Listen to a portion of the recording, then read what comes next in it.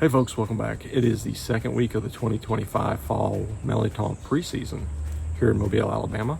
And I'm David Hubbell, and I'm here to discuss with you what I'm doing to prepare my 3 Mirliton vines for the fall season. The fall season, typically, I usually declare it based off of the work that Dr. Lance Hill did with Mirliton.org as around September 15th.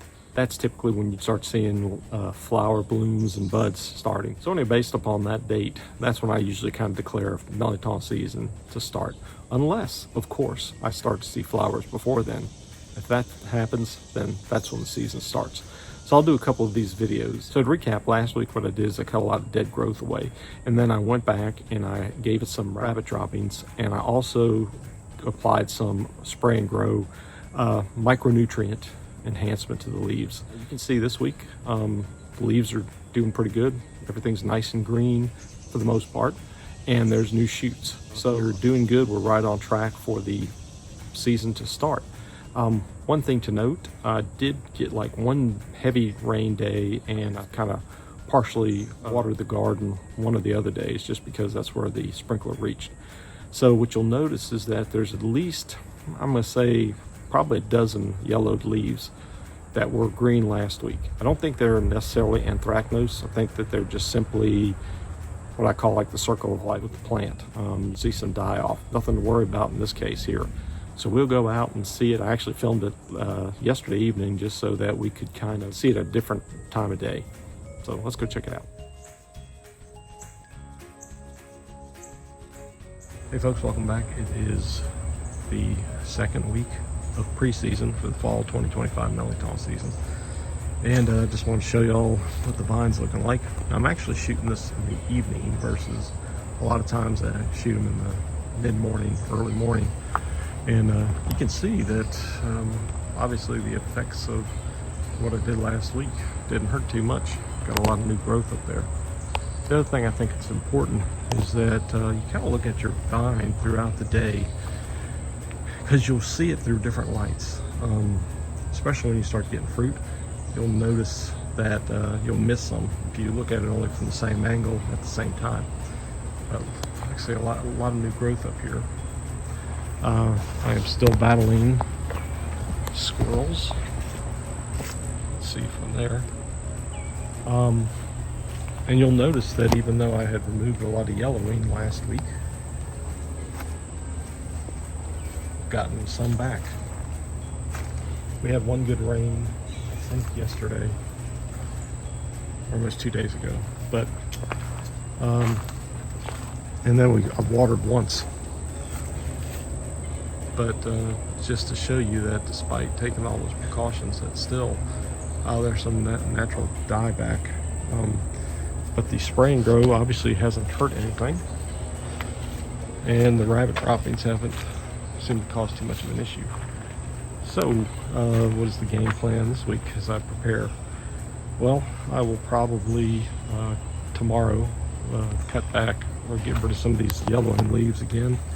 I don't have enough time today, and I'll decide whether or not I want to do another application, with it being about 3 weeks before we're supposed to see flowering.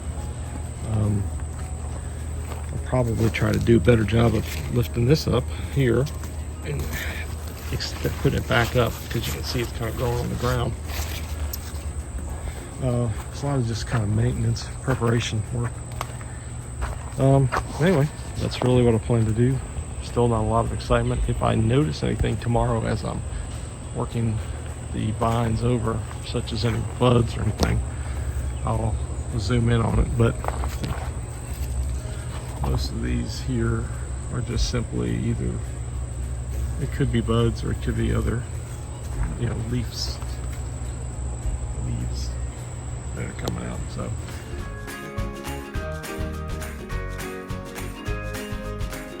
just a quick update, and that's kind of what we'll end up doing this week. Just a little more prep work and getting ready, and keep our fingers crossed.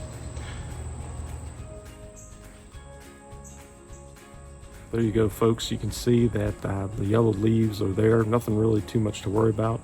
Went ahead and got rid of those as well. Probably the same application. If I can do since it's been over 7 days since I applied the spray and grow, I'll probably go ahead and do another application. Like I said, it's just at this point, it's just something I'm experimenting with. It doesn't necessarily have to be anything that you need to do or is a necessity, because there's a lot of beautiful vines that we've seen out there on the Mirliton.org website. So this is just one thing I hadn't done really in the past. Another suggestion that Dr. Hill had was that maybe what I need to do is also explore for my older vine beneficial nematodes. I've never done that, and with these older vines, with the 14-year-old vine, there may be some definite benefits there. So I'm going to look into doing that, see if I can get those in a little bit beforehand, see if that helps things out. Besides that, I'll decide whether I'll put one more application of Miracle-Gro just to give it another boost, and then kind of just let it go until the season starts, and then we'll just see. I don't expect to get a lot of rain here in Mobile this week. It's going to be cooler temperatures, so that'll be interesting to see if that does anything with the flowering. But the flowering really is spurred on by the photoperiodic effects, basically the shorter days. So I really don't expect that there's going to be like a lot of cloud cover to maybe simulate shorter days. So I think what's going to happen is it's going to probably be closer to the mid-September date that we're expecting here. I may play around with the floodlight I've got out there just to see if I can start improving my chances of it flowering. So anyway, I also want to shout out to one of the viewers here in Mobile. I met his wife at the credit union the other day, and she mentioned that he watches our videos. So I really appreciate you watching these videos, and so much so that your wife actually recognized me out in public. So I appreciate that, and I'll do my best to help follow up on what I told her about with regard to the heirloom Mirliton. Anyway, please feel free to drop a comment in the section below, or send me an email at rpcajun2r@gmail.com. And don't forget, check us out at mirliton.org, mirliton.org. Oh, and if you're looking for some more resources in Louisiana culture and customs and such, don't forget to check out the Rainy Cajun podcast, video podcast my cousin Jeremy and I do.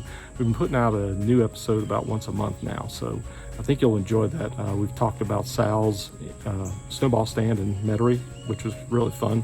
And then we also talked about disappearing or fragile grounds, cemeteries in Louisiana, and the loss of structures and such out there.